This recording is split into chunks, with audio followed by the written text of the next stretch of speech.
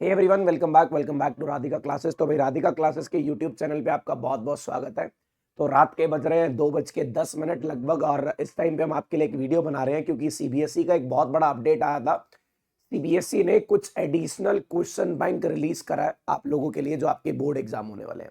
तो भाई उन बोर्ड एग्जाम के क्वेश्चन बैंक के मैं थोड़ा सा डिस्कशन करने आया हूँ। भाई इन क्वेश्चन बैंक के अंदर किस तरीके के क्वेश्चन आए हैं, क्या आपके ऐसे क्वेश्चन आपके सीबीएसई एग्जाम में भी आने वाले हैं, क्या आपका सीबीएसई एग्जाम इससे डिफिकल्ट होने वाला है, इससे आसान होने वाला है, ये मैं आपको बताने वाला हूँ। क्या ये बिल्कुल डिटेल एनालिसिस है, मैं क्वेश्चन सॉल्व नहीं कराऊंगा यहाँ पे, लेकिन डिटेल एनालिसिस है, किस तरीके के क्वेश्चन आए, क्या ज्यादा डिफिकल्ट है, क्या ज्यादा आसान है, ये मैं डिस्कस करने वाला हूँ। चलिए फटाफट से एक बार ये मैथ्स की यहाँ पे बात कर रहे हैं, सेक्शन ए है। मैं पहले बात कर लेता हूँ किस तरीके का क्वेश्चन पेपर इसके अंदर बनाया गया। मैक्सिमम मार्क्स आपके 80 हैं। This question paper contain 5 section, 5 section होने वाले हैं। सेक्शन ए में 18 एमसीक्यू, 2 असर्शन रीजन क्वेश्चन एक एक नंबर के। सेक्शन बी के अंदर 5 वेरी शॉर्ट आंसर क्वेश्चन और ये 2 मार्क्स ईच है। सेक्शन सी के अंदर 6 marks 6 short question 3 marks each. Section D के अंदर 4 long answer type question 5 marks each. Section E के अंदर 3 वो जो केस स्टडी क्वेश्चन है ना, वो case study picture based question होने वाले हैं आपके, और ये 4 मार्क्स के होने वाले। भाई देखो पैटर्न आपको पहले से पता था, ये पैटर्न एक बार मैंने आपको बता दिया अभी पैटर्न कैसा होने वाला है। अब इसके बाद ये पहला क्वेश्चन देखते हैं। ये देखो बहुत अच्छा सा क्वेश्चन दिया हुआ है। हमने ना इस बार ना सीबीएसई ने इंक्लूड करा भी आपके इनवर्स ट्रिग्नोमेट्रिक फंक्शन के ग्राफ आएंगे, और पहला क्वेश्चन ही वहीं से आ गया। देखो ग्राफ से रिलेटेड ये क्वेश्चन था। एक तो पहले लिख के दे दिया, डोमेन दे रखी है all real except -1 and none. वो जो डोमेन रेंज टेबल है ना, वो डोमेन रेंज टेबल आपके लिए बहुत इंपॉर्टेंट है। वो डोमेन रेंज टेबल पढ़ लेना। वो डोमेन रेंज टेबल से क्वेश्चन आने के चांसेस है। ये जो ग्राफ दिया गया है, ग्राफ आप पहचानोगे भाई, अगर मैं x की वैल्यू 0 कर रहा हूं तो यहाँ से साइन थीटा यहाँ पे 1 पे आके रुक रहा है। तो ये काइंड ऑफ ग्राफ मुझे जो नजर आ रहा है, ये सीकेंड इनवर्स एक्स का ग्राफ है। ये सीकेंड इनवर्स एक्स का ग्राफ है। देखो बहुत अच्छा क्वेश्चन था। एक्सपेक्ट करते हैं भी अगर आपका पेपर डिफिकल्ट बनता है तो ऐसे ग्राफ छुपा के दिए जाते हैं।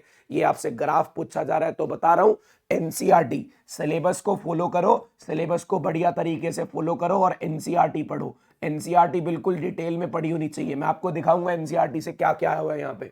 फिर अगले अगले क्वेश्चन की बात करता हूँ, क्वेश्चन नंबर 2 की बात करता हूँ। क्वेश्चन नंबर 2 एक बहुत आसान क्वेश्चन है भाई। ये मैट्रिसेस से ये दिया गया भी, अगर आपको मल्टीप्लिकेशन की क्या कंडीशन होती है, एडिशन की क्या कंडीशन होती है, फिर उसके बाद यहाँ से ए डिटर्मिनेंट को निकाल के 0 पुट करके आपको कंडीशन निकालनी है। आसान क्वेश्चन है ये भी, बहुत आसान क्वेश्चन दिया हुआ था।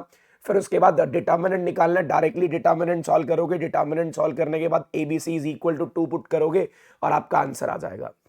मैं अभी पिछले 1-1.5 घंटे में एक क्वेश्चन पेपर को देख रहा था, मतलब 1 घंटा लगा मुझे इस क्वेश्चन पेपर को देखने में। मैं जहां तक इसके ऊपर नजर मार रहा हूं ना, देखो यार ये एक कंटिन्यूटी का बहुत आसान क्वेश्चन, बहुत इजी क्वेश्चन कंटिन्यूटी से आया हुआ था। ये इंटीग्रेशन का इजी क्वेश्चन, आप कॉस स्क्वायर को ऊपर ले जाके सीकेंड स्क्वायर करोगे, 1/x को टी पुट करोगे तो आंसर आ जाएगा। ये देखिए प्रॉपर्टीज ऑफ इंटीग्रल। मैं आपको बता दूं, ये जो हमारा इंटीग्रल्स बहुत भरा हुआ है, मतलब इसके अंदर इंटीग्रेशन बहुत सारे क्वेश्चन लेके जा रहा है। अभी आप देखना आगे बहुत सारे क्वेश्चन आएंगे इंटीग्रेशन के। ये प्रॉपर्टीज ऑफ इंटीग्रल का क्वेश्चन, ये एनसीईआरटी में आपको ऐसा क्वेश्चन मिल जाएगा।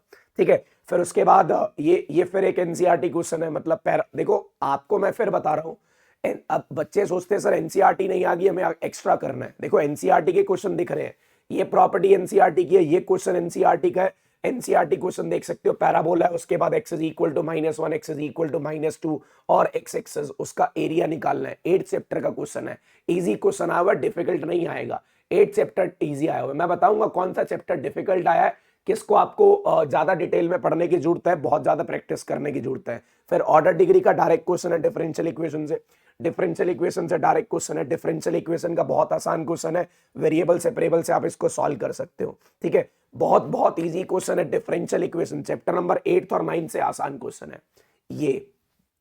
ये वो चैप्टर है जहां पे आपको मेहनत करने की जरूरत है, जेन्युइनली आपको पढ़ने की जरूरत है, दैट इज वेक्टर्स। देखो वेक्टर से ये क्वेश्चन भी डिफिकल्ट है, बहुत अच्छा क्वेश्चन है। एक बार इसको रीड करना, समझ आएगा भी कौन कौन से वेक्टर पैरेलल हैं, किनका इनिशियल पॉइंट सेम है, आपको ऑप्शन मिल जाएंगे। बहुत बेहतरीन क्वेश्चन है, बहुत अच्छा क्वेश्चन है। ठीक है, फिर अब यहां से क्या दे रखा है, position vector of P Q R are this. ये आसान क्वेश्चन है, कोई डिफिकल्ट नहीं है। आपको पहले मिड पॉइंट निकालना है, मिड पॉइंट निकालने के बाद फिर पीएम के आपको क्या निकालना है, इसके अंदर वेक्टर रिप्रेजेंटेशन निकालनी है। इजी है, डिफिकल्ट नहीं है। लेकिन वेक्टर से मैंने देखे वेक्टर्स और वेक्टर और 3D, मैं आपको बताऊं कौन कौन से चैप्टर में आपको मेहनत करने की जरूरत है।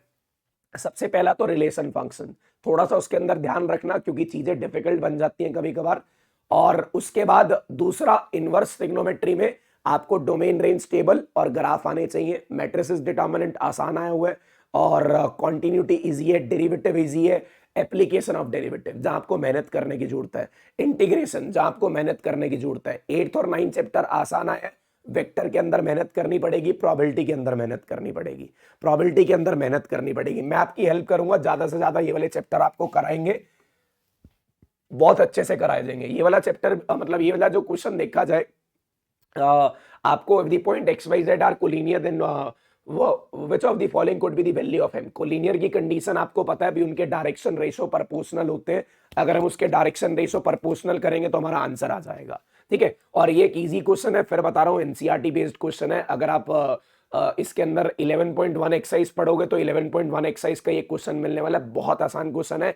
फिर बता रहा हूं एनसीईआरटी पढ़ी होनी जरूरी है। परपेंडिकुलर वेक्टर की कंडीशन है, यहां पे दे रखा है पी क्यू और क्यू आर परपेंडिकुलर है, तो इनके डॉट प्रोडक्ट को जरूर कर देना, आंसर आ जाएगा। डॉट प्रोडक्ट को जरूर करना, आंसर आ जाएगा। एलपीपी बहुत आसान आना चाहिए था लेकिन उतना ईजी नहीं है। आप एक बार इसके अंदर एलपीपी के क्वेश्चन पढ़ के देखना, थोड़ा सा आपको लगेगा भी हाँ चलिए एक बार जितना हल्का हम एलपीपी को ले रहे हैं ना, लीनियर प्रोग्रामिंग को, उसके अंदर भी थोड़ी थोड़ी मेहनत होनी चाहिए, कुछ क्वेश्चंस हमें करने चाहिए। ये प्रोबेबिलिटी का क्वेश्चन आसान है, ये प्रोबेबिलिटी का क्वेश्चन बहुत इजी आया हुआ है। फिर लीनियर प्रोग्रामिंग का एक ऐसा क्वेश्चन है जो आपको थोड़ा सा तंग कर सकता है, एक बार सॉल्व करने की कोशिश जरूर करना। ये एक बार एनालिसिस है, थोड़ा सा डिफिकल्ट क्वेश्चन था एलपीपी का, मैं फिर बता रहा हूँ, चारों को चेक करना था कहां पे मैक्सिमम आ रहा है कहां पे मिनिमम आ रहा है। फिर उसके बाद बात आती है ये एक देखो मैंने फिर बताया मेरे को ये 1 1 on 2 ये रिलेशन फंक्शन में थोड़ी बहुत दिक्कत होगी, इसके कंसेप्ट को अच्छे से करना। ये डिफरेंशिएबिलिटी का आसान क्वेश्चन, किस पॉइंट पे डिफरेंशिएबल नहीं होता आपको पता है, और ये कॉन्टिन्यूअस फंक्शन डिफरेंशिएबल होता है ये जरूरी नहीं है। ये एक आसान असर्शन रीजन यहां से पूछा गया था, एक आसान असर्शन रीजन यहां से पूछा गया था। मतलब जो चैप्टर मैंने आपको बताया ना, देखो ये क्वेश्चन आसान है, फिर आप प्रिंसिपल वैल्यूज निकालोगे तो आ जाएगा आपका क्वेश्चन, प्रिंसिपल वैल्यूज निकालोगे तो आ जाएगा क्वेश्चन। फिर एक यहाँ पे डोमेन रेंज का क्वेश्चन फंसा दिया, डोमेन रेंज का क्वेश्चन फंसा दिया, मतलब चीजें आसान भी दे रखी है डिफिकल्ट भी है।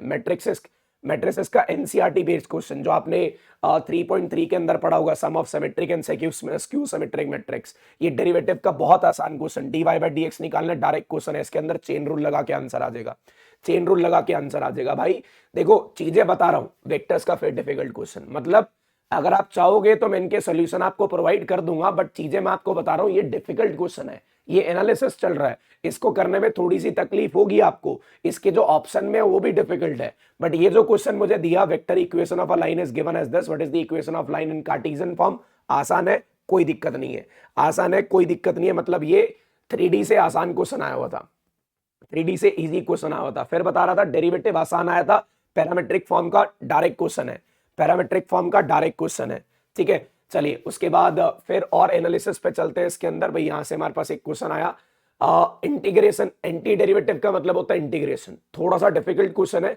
आपने देखा होगा 3 नंबर में वो क्वेश्चन आया जो पहली एक्सरसाइज से आखिरी क्वेश्चन है ना, जहां पे एंटी डेरिवेटिव दे रखा है, तो ये इंटीग्रेशन दे रखा है इस फंक्शन का, बाय पार्ट्स लगाओगे चीजें क्लियर होंगी, आपका आंसर आएगा और ये फंक्शन यहां से उठा के ले जाओगे आप। देखो एनसीईआरटी में tan और सीकेंट स्क्वायर आता था, tan और सीकेंट स्क्वायर, यहाँ पे कॉसिकेंट और कॉट आ गया, आप कॉट को पुट कर लेना, उसका डेरिवेटिव होगा कॉसिकेंट स्क्वायर एक्स, वहां से आंसर आ जाएगा, वहां से आंसर आ जाएगा। फिर उसके बाद upper limit minus lower limit answer कर लेना इसके अंदर। फिर एक डिफरेंशियल इक्वेशन का आसान क्वेश्चन है, बहुत इजी क्वेश्चन है। आई थिंक मैं देख पा रहा हूँ ये जो मेरा क्वेश्चन बन रहा है ना, ये लीनियर डिफरेंशियल इक्वेशन का है, ये लीनियर डिफरेंशियल इक्वेशन का है, ठीक है। और फिर ये जो क्वेश्चन देख रहे हो, ये वाला क्वेश्चन भी एक अच्छा क्वेश्चन है, बहुत आसान क्वेश्चन बन जाएगा आपके लिए। एक बार इन क्वेश्चन को सॉल्व करके देखना, चीजें आपके लिए आसान होंगी, चीजें आपके लिए आसान होंगी, आपको लगेगा पता, मैं ये नहीं बोल रहा बहुत आसान पेपर है, मैं बोल रहा हूं एक ये मीडियम लेवल का पेपर है। मतलब मैं आपको बता दूं आपका जो सीबीएसई एग्जाम होने वाला है वो इससे आसान होगा, वो इससे आसान होगा, डिफिकल्ट नहीं होगा। एक ये क्वेश्चन जो हमें मैट्रिसेस मेथड से सॉल्व करना है, नहीं sorry, frame the below optimization problem है, एलपीबी का क्वेश्चन है। ऐसा ये क्वेश्चन स्टेटमेंट क्वेश्चन आपका उसके अंदर भी आया है, मैट्रिसेस का भी है। ये आपको क्या, वैसे तो यार ये डिलीटेड था, वैसे तो ये डिलीटेड था, पता नहीं इसमें अंदर यहाँ से क्यों ऐड किया गया, क्योंकि वहाँ एलपीपी में सिर्फ आपको क्या होगा, इक्वेशंस दे रखी होंगी, ग्राफ बनाने होंगे, बट यहाँ पे क्या आपको इक्वेशन भी बनानी है। ये चीज डिलीटेड थी फिर भी ऐड किया गया, इसलिए बोल रहा हूँ थोड़ी बहुत प्रैक्टिस करके रखना, थोड़ी बहुत प्रैक्टिस करके रखना, ठीक है। अब ये एक प्रोबेबिलिटी का क्वेश्चन देखो, मैं बता रहा हूं प्रोबेबिलिटी डिस्ट्रीब्यूशन पे क्वेश्चन आया हुआ है, बेस थ्योरम पे क्वेश्चन आया हुआ है, चीजें प्रोबेबिलिटी से वैसी डिफिकल्ट होने वाली है, तो प्रोबेबिलिटी की जितनी ज्यादा प्रैक्टिस करोगे उतना ज्यादा बेटर रहेगा। अब ये मैट्रिसेस से स्टेटमेंट बना के सॉल्व करना था, आसान क्वेश्चन था, कोई डिफिकल्ट नहीं था इसके अंदर, आप इसको पढ़ सकते हो, आसानी से आपकी इक्वेशन बनेंगी और आप इसको सॉल्व कर पाओगे। हाँ, ये एनसीईआरटी क्वेश्चन है, अगर आप देखा जाए ये वाला एरिया निकालने के लिए एनसीईआरटी में बोला गया है। अब इन्होंने क्या बोल दिया, इसको छोड़ के बाकी एरिया पूछ लिया, इसको छोड़ के बाकी एरिया पूछ लिया, मतलब थोड़ा सा चेंज करा, लेकिन एनसीईआरटी बेस्ड था। शॉर्टेस्ट डिस्टेंस निकालना था, एनसीईआरटी बेस्ड है, शॉर्टेस्ट डिस्टेंस निकालना है, एनसीईआरटी बेस्ड है, आसान क्वेश्चन है। फिर उसके बाद चीजें फिर से यहां से बन रही है, हमारे पास आसान चीजें बन रही है। इंटीग्रेशन का क्वेश्चन, इसको टी पुट करोगे 2x की पावर 4, जबकि आपको बताया था भी अगर ट्रिग्नोमेट्री के अंदर नॉन लीनियर फंक्शन आ जाए उसको टी पुट कर देते हैं, इसका आंसर आ जाएगा ए क्यूब माइनस बी क्यूब की आइडेंटिटी लगा लेना, इस इंटीग्रेशन को सॉल्व कर लेंगे, इस इंटीग्रेशन को सॉल्व कर सकते हैं। मतलब इंटीग्रेशन थोड़ा ईजी है, थोड़ा डिफिकल्ट है, थोड़ा इजी है, थोड़ा डिफिकल्ट है।